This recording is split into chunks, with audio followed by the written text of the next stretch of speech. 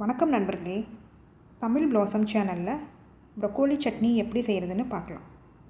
அதற்கு தேவையான பொருட்கள்: தேங்காய் 3 டீஸ்பூன், சின்ன வெங்காயம் 10, பூண்டு 6, ஜீரகம் 1 டீஸ்பூன்,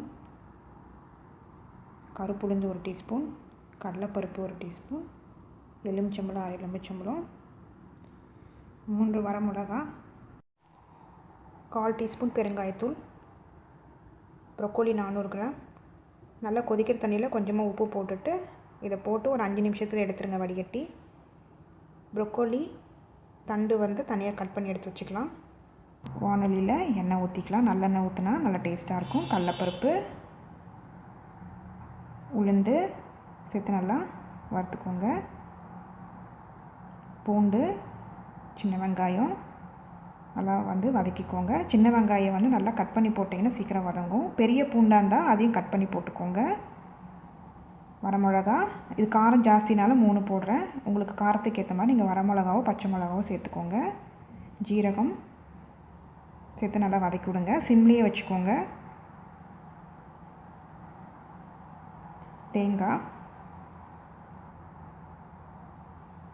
சேர்த்து நல்லா வதக்கி விடுங்க. சிம்லேயே வச்சுக்கோங்க. இப்போ ப்ரொக்கோலி தண்டை போட்டுடலாம். இது வேகிறதுக்கு லேட் ஆகுனால நம்ம ஃபஸ்ட்டே போட்டு கொஞ்சம் தண்ணி ஊற்றி வதக்கிக்கலாம். இப்போ நல்லா சிம்லேயே வச்சு நல்லா வதக்கி விடுங்க. உப்பு தேவையான அளவு, மஞ்சள்தூள் சிறிதளவு சேர்த்து நல்லா வதக்கிக்கோங்க. ப்ரொக்கோலி வேகிறதுக்கு 1/4 டம்ளர் தண்ணி ஊற்றிக்கலாம். அப்போ மீடியம் ஃப்ளேமில் வச்சு நல்லா வேகட்டும். பாருங்கள், தண்ணி சுண்டிடுச்சு. 3/4 அளவு வெந்தால் போதும்.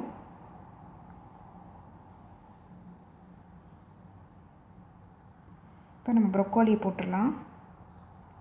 போட்டு நல்லா வதக்கி விடுங்க. இந்த எண்ணெயிலே நல்லா இது வதங்கட்டும்.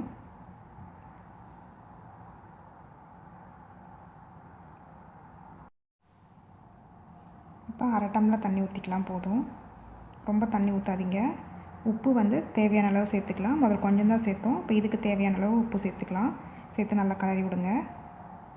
இப்போ மீடியம் ஃப்ளேமில் வச்சுக்கோங்க. இப்போ ப்ரொக்கோலி கொஞ்சம் வேகத்துக்கு தான் நம்ம தண்ணி ஊற்றணும். இப்போ தண்டு நல்லா வெந்திருக்கும். இப்போ பெருங்காயத்தூள் சிறிதளவு சேர்த்துக்கலாம். சேர்த்து நல்லா கலந்து விடுங்க. தண்ணி கொஞ்சம் ட்ரை ஆகட்டும். அது வரைக்கும் நம்ம வதக்கிக்கலாம். பாருங்கள், நல்லா வெந்துருச்சு. கட் பண்ணால் கட் ஆகுது பாருங்கள் தண்டெல்லாம். அடுப்பு ஆஃப் பண்ணிடலாம். நல்லா ஆறினோடனே மிக்சியில் நைஸாக விழுதான் அரைச்சி எடுத்துக்கலாம்.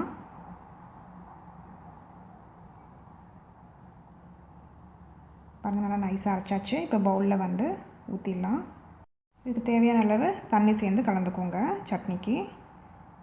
இப்போ தாளிச்சிடலாம். நல்லெண்ணெய் கொஞ்சம் ஊற்றிக்கலாம். கடுகு சிறிதளவு, உளுத்தம்பருப்பு சிறிதளவு, கருவேப்பிலை சேர்த்து அடுப்பு ஆஃப் பண்ணிடலாம்.